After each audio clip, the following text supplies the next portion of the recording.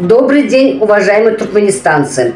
Этот канал я открыла для того, чтобы бороться с кланом Бердымухамедовых, которые незаконным путем захватили власть в Туркменистане путем безальтернативных выборов.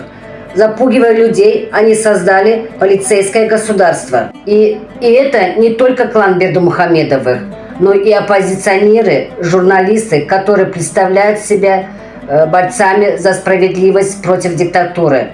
Но они вводят людей в заблуждение. Первое мое видео будет посвящено лже-каналу, лже-журналистам Эркин Радио, которые представляют себя оппозиционерами против диктатуры, а на самом деле занимаются провокационной деятельностью.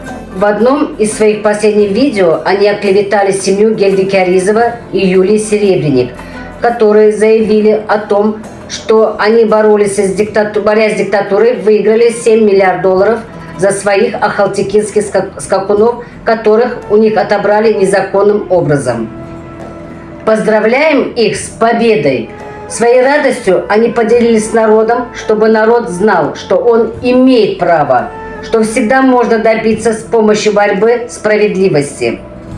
К сожалению или к радости, эти лже-борцы Эркин Радио не поленились выпустить видео, чтобы очернить Гельдекяризова и Юлию Серебренник.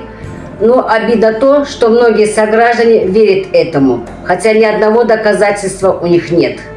Некоторые позволяют себе пошлые комментарии. С каких это пор журналисты, которые считают себя интеллигенцией, позволяют пошлости в сторону женщины? Например, Юлии Серебренник. Когда я ее поддерживала, они меня назвали агрессивной женщиной. А сами переходят на личности, пошлости, оскорбления в поддержку пошлости других комментариев.